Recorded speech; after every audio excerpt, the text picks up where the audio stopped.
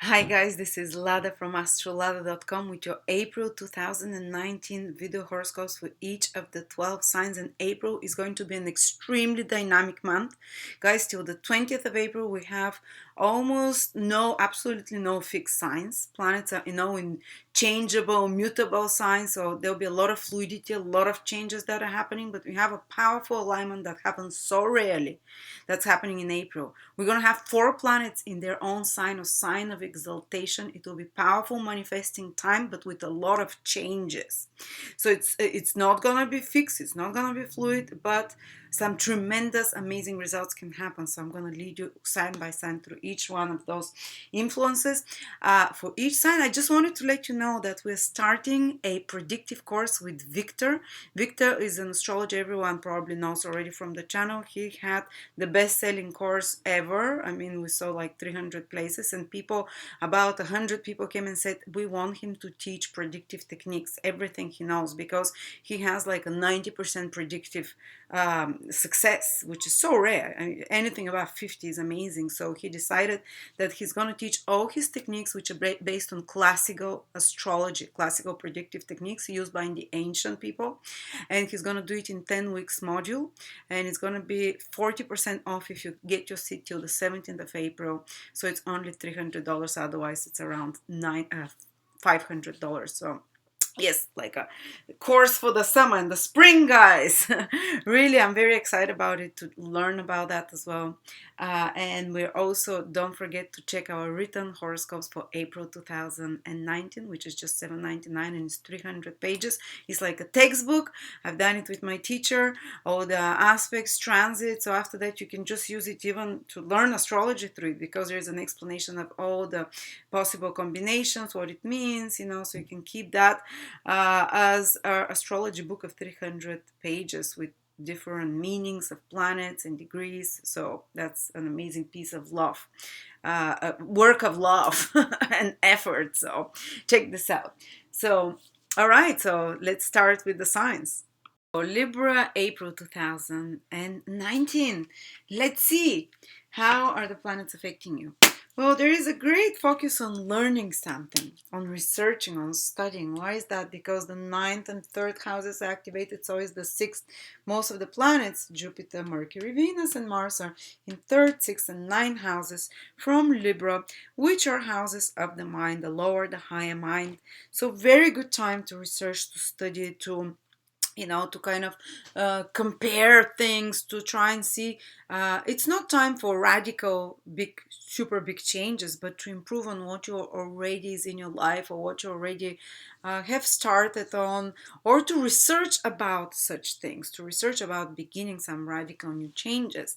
The only place where you can actually start radical new changes is the sun in the seventh house, through relationships. You can start a new business partnerships, a new agreement, a new contract, a new collaboration with someone, or approach and try and have new clients, or like a new project that you can propose to someone, but in collaboration with another. The seventh house is business. So in that regards, because that's a cardinal house with a really good planet there, Aries, which is exalted, so you can have a lot of charisma to do that, a lot of some important business deals usually happen for Libras, or some important interactions with others when the sun is in the seventh house. Or relationship focus, you can manifest things, and you can be more confident, but also your partners might act more stubborn and dominating, and you can attract more stubborn and dominating but very charismatic people around you with more leadership skills and abilities. You can partner with such people,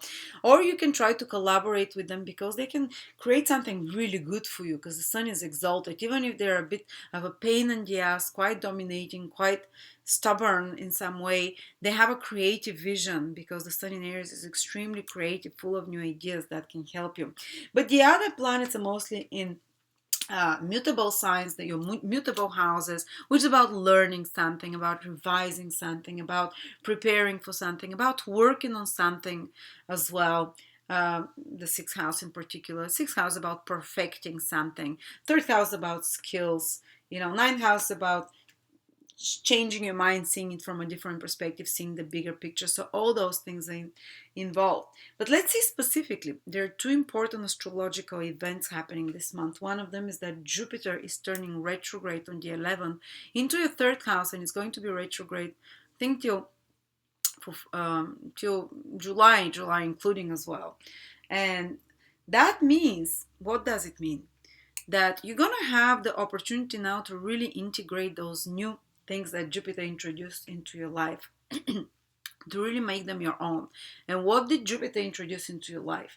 It's been transiting your third house from the ascendant in Libra or Sun or Moon for the last few months, let's say from November. So a lot of new ideas came to you. In the third house in particular rules skills, whether it's marketing, management, playing an instrument, how you communicate. So you've been gathering and you've been absorbing, because Jupiter is about knowledge and understanding. You've been hearing new, different, more expanded ways about how you can do something. Third house is skills, so how we do something. If you're a painter, it's your, do you paint like Monet with dots, or do you paint with swipes and strokes, or if you're a computer programmer, do you use Linux or something else? Or how do you program? What programming system do you use? If you're an astrologer, do you use whole sign house system? Do you use Placidus? What is your technique? Do you use horary, or do you use, if you are a marketing expert, do you use social media, or do you use newsletter? How are you doing it? But obviously, whatever area of your life it is, whatever area, we always use the third house as our skills, our learned skills that we've acquired, not some talents that you have, a natural talent, for example, for singing or something like that. This is a gift. This is skills that we had to study, to learn, to take exams for, or we had to study by books, so we had to practice, like playing the piano, like knitting, like using a software, like being a good marketing expert, like being a good communicator, like recording videos, making videos, like all those things, media, marketing, all of this. So new ideas have been coming to you over the past few months. Maybe you didn't even start them. Maybe it's new ideas, maybe how to paint differently, maybe how to sing differently, maybe how to use a new software in your business, maybe how to implement new technology in your business, maybe how to streamline and make faster somehow whatever it is, your work. The third house is the daily things that you do on a regular basis, but you've been getting an expanded version of what's possible and newer ways of doing things, and maybe new interests and skills. Maybe you want to learn filmmaking, maybe you want to learn a new language, maybe you want to learn how to drive. All those things at third house, whatever it is, something has been, it came to your mind and you'll be wanting to do it. And now when Jupiter turns retrograde from April, you'll have an opportunity for it to come back and for you to implement it and to make it happen, to learn that new skill, or to understand, to start using a new software, so you can do new things. But these are new things that you've thought already about, that you saw someone do, or that you started thinking, you had an idea that you wanted to do, but you just either haven't started it or you started it already. If you've already did something that you have started, say you started some marketing campaign and now Jupiter turns retrograde, or some started working on some brand, you started working on some writing project, you started working on some business plan, whatever it is. Now Jupiter goes retrograde for a few months, 3-4 months, and you have to, you might slow down there a bit, because that's what a retrograde planet wants you to do, to frame freeze the moments a little bit, to slow down so you can see what it is that you're doing from those new things you started that's working and what it's not. And actually to do it with a bit more effort, because a retrograde planet requires 3 times more effort. So now you have a chance to implement those principles and those beliefs and those skills that you saw, ways of doing things that you saw that are different than yours, that will give you more freedom overall finally, or that will give you more expansion and abundance overall, because Jupiter is in Sagittarius, about abundance, expansion, new opportunities. So you realize by implementing something new or tweaking somehow the techniques and ways of doing something that you have already, by streamlining them in some way, or by working clever, not working clever, not hard, in some way, because Jupiter is about intelligence, and Jupiter is intelligent planet. It wants you to do things in the most intelligent possible ways. So third house being our skills, so wants us to do things intelligently. So you're going to revise those things. How can you do them better? How can you do them? Jupiter wants to do a great job. So it's going to look over and say, okay, this, what I'm implementing, that's new marketing technique. Okay, this is how it works, this is how not it works. So these few months of Jupiter retrograde, you're doing the hard work on testing those things. How are they working? Those new principles, those new beliefs, those new skills, or those new projects that you started, you're tweaking them, you're fine-tuning them. Or you can even start those new projects then, but you've already thought about them. Also, it's contacts, and maybe if you're working in a small group environment with a team, is the third house, and you started working on some project. Now it might get delayed, or it needs to be reworked in some way, to be and some new skills, if you started learning new skills, need to be worked a bit harder with more effort on. You might feel like you're regressing back, but actually you're soaking them deeper, you're making more sense of them, you're asked to do it a bit slower so you can really understand it on a deep level, just new technique. And by the time Jupiter starts moving direct, you're going to have 3 times better results. Maybe you're going to know by heart how to do this skill anymore, so you don't have to put a conscious effort in it anymore. Maybe you'd have tweaked your marketing strategy or whatever project you're working on and have changed it, or if you're working on writing something, you might do some of the corrections during Mercury retrograde, because you see it from a higher and different perspective, because Jupiter is about higher perspective, retrograde different one. And you see what is working, what's not working, what you have to shift and change. Also, it's about your relationships with siblings, relatives, co-workers, teammates, brothers, sisters, classmates. So there might be the need to rework some of those things. When Jupiter is retrograde, they might, some project you're working with or on together with such people, it might slow down. But again, it's about giving you more insight and understanding into those people, into those relationships, because Jupiter wants to heal whatever it passes through. So if there has been some problem with such people, it might even escalate a little bit while Jupiter is retrograde. So you can get a deeper understanding, and Jupiter is very compassionate, deeper understanding into their issues. So you heal this relationship by forgiving it and seeing it from this more higher ground and perspective. So some of the hard work that we do with Jupiter, that ultimately wants to give you the best of that third house, relationships with siblings, with relatives, communication style, your skills, your business or intellectual skills of any sort. Jupiter wants to upgrade those, to make them more expanded, to make them more elevated, to give you more knowledge and understanding about how certain processes happen, certain techniques, to give you more expanded techniques of ways of doing stuff. For example, I learned so many new techniques when Jupiter was transiting my third house astrologically. But first, when it started retrograding, I just started feeling dissatisfied with the techniques I was using. And something, usually when it's retrograde, you're like, something's not working right. I want to learn something else. So when it was retrograde, I was just practicing on chart after chart after chart with those new techniques. And then when it turned direct, I was already so soaked in that, I had understood those techniques and it became part of me. So I was doing it so naturally. So there are different ways it can play out. If it's some documents or trip that you're trying to arrange, Mercury retrograde means that maybe you've been working on that, some trip you wanted to do, now it can happen, or it might delay it a little bit until Mercury goes direct again, because you have to do a few more plans for those trips or things like that. Or it might be, if you're taking exams, it might be the time for revision while Jupiter is retrograde in the third house.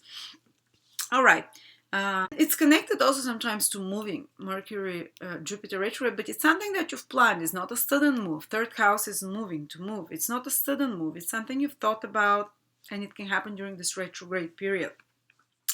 Then on another level, you're going to have Saturn conjunct the South Node this month towards the end, and Pluto conjunct the South Node. So they're basically the 3 of them together in your 4th house. Now here is some of the more difficult things you have to do, and this is the first of those, and it's very rare. Last time it happened was a few hundred years ago, and it's happening in Capricorn, so that's a very rare one. It's in your 4th house. You're gonna have to let go of something connected to your home or place of living. Many Libras, they will have to, and it's something that is, you might think it's giving you security, that you belong there, that it's making you who you are, because Saturn is always, we hold on to that for dear life because we think this is who we are. We think we're gonna die if we let go of that. And it might be a place of living, it might be a connection to family or relative, it might be pain, that self-identification with pain that was caused to us by family. And we think we're this person, and we think our self-identity is like, yes, I'm that abused person, my mom abused me, my dad abused me, or I'm the victim of this divorced family, and that's who I am. And you're holding on to that self-definition because Saturn holds on to that, and it's something that's been holding you for a long time. It's maybe even some belief systems stemming from your childhood, around those, some hurts and pains that happen from childhood to your early home environment. If there was a lack of safety there of some sort, if there was a lack of love, if there was something lacking, it became a strong part of who you are and how you define yourself, and giving you a weaker foundation in life. And this is one of the things that now you have to release collectively, Libras. If you're Sun, Moon, or Ascendant, for some people it will be more intense. You can check your personal transit calendar that I have to see who is, getting affected the most. But collectively, you might have to release some pain from the past. And it's good because the South Node is about letting go. The South Node is about releasing karma. And some family karma can appear because it comes like, they say sometimes if your grandparents did something, sometimes it's carried on into the next 4 generations. And usually family karma is ingrained patterns, a mode of behavior. Say your grandparents always had fears of poverty, or there was not enough, never showed love much to, and that happened for many generations, or they always divorce, like the women in your family all divorce. It's a generational curse, as they call it. It's not a curse. Psychology now it explains it that we just take on patterns from the repeated patterns from family. And because even your mom would say, everyone in our family is like that, they'll get divorced, so everyone has weight problem. You see, our whole family has weight problems. Or you see, everyone in our family drinks. So you see, everyone beats their kids in their family, whatever it is. So everyone was abandoned. It's some kind of belief, some kind of a pattern that you made that makes you think who you are, that you're self-identified with, as this is always happened in my family. Everyone in my family is diabetic. It's been my grandmother, my grandfather. Of course, obviously, I will become one too, and I am one too. For example, I'm not saying I am. I'm just giving example conversation. So these are family ingrained patterns. They're called karmic curses, family curses. Again, they're not curses, they're patterns. If your father taught you that it's okay to steal sometimes, maybe his father did that to him, and to stick it to the man. So we repeat those patterns. So you're going to be releasing something that's holding you to reveal your full potential, something that is creating a lot of fear in your life connected to your family, to your past. And you're going to be releasing something that is defining you of who you think you are, based on many past lifetimes, family karma, on a few generations of family and ancestor as well.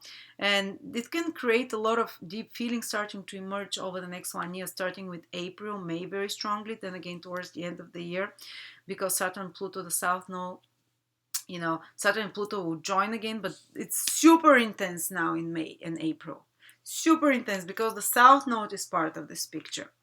But it might take a whole year to fully complete that process of releasing that past, of releasing that karmic connection to the family and self-identification. Because, someone says, come from a poor family, will always be poor, kind of thing.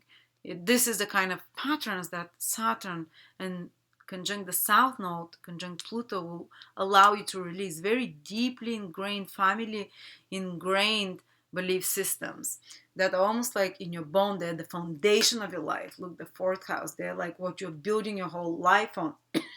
And around those pains that you've experienced, or some those lacking and not enough belief systems and realities that you experience through your family, whether it's lacking of love, of expression of feelings, whether it's lacking of whatever it is was lacking in, you build a lot of structures based on that fear or that perception of lack. And those structures, you might have to release them now. Not might have, a lot of you will be doing that. And it means that something that you consider like a pillar in your life of stability will have to go away. And very likely for many of you, that might be a parent, that a relationship with parent, or identification with a certain aspect of a parent will have to go away. It might even escalate crisis in family and relationships with family, because you have to leave that behind. Doesn't mean don't speak to your parents ever, not at all. It might be a symbolic release, and like you might have never forgiven a family member for something, and that's what's blocking you. Saturn is what's blocking you, and this karma comes to the surface now to be transformed. Pluto, to be reworked, to be what is that called, to be transmuted. And you're doing it, you're releasing it with more ease, because the south node is allowing you. And if you're resisting that release, whether it's release of property, whether it's release of place of living, whether it's release of moving from a place where you thought you always lived to another temporarily or for a long time, this is a symbolic, it symbolizes what's happening on a very deep psychological level with you, that you're burning off old family karma, that you're disconnecting from old family patterns that have been holding you in a certain state for a long time, or that you've been limiting yourself and basing your whole life foundation on that, limiting. So I would advise you, if you can, even if very deep emotions start stirring yourself over the next 2 months, go and speak with a psychologist, go and speak with a shaman, with someone who transforms energy, with healer, or like someone who can regress you and help you remember those memories and release them, and see where your blockages in regards to abundance, because Saturn rules all blockages, where your misery in life is stemming from. It's most likely it comes from family, because this conjunction is happening here in the 4th house, very likely maybe connected to one of the main carers and nurturers, the mother, or to ancestry of a few family members stemming back. And some of you on the outside, what can happen is that, for example, you might let go of belonging to a country, a citizenship. Some of you might relocate and move to another place more far away. Some of you might have to let go of a home they've been attached to, because it's what is trying ultimately to happen, because all this energy is being channeled to the opposite side. South Node is dissolving all the structures and stability in your home, in your family. A family might get dissolved. A family member might get dissolved or let go of. A family tradition, a family, it might be on most psychological level than just material, but we're talking about the material possibility. And your emotional complexes, the 4th house, your own feelings, how they were imprinted on you by family, they're all changing. Something is changing on a deep level. And it might be that there is a whole change in your family dynamics happening, like a new member, and because of that, you fully have to let go of outdated ways of living, 4th house, in your private life, but the ultimate goal of this sacrifice or letting go that you have to do here in regards to family, property, home, in regards to place of living, in regards to connections, on a deep level, cleansing and purging old fears and structures connected to the early childhood and families, because Rahu wants to bring you a lot of new opportunities in the outside world. Something is blocking you to thrive in your career, in your public success, to thrive. I'm speaking, maybe some of you are already thriving there, but there is possibility for more thriving, because whatever Rahu is, it wants to give you more.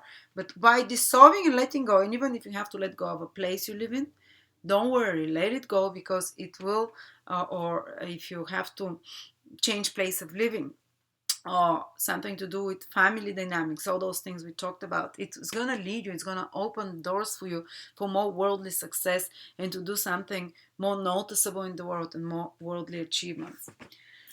All right, there we go, Libras, that's for you. Don't forget to check my written horoscopes for April, 300 pages. Everything, you use it like a textbook after that, because it's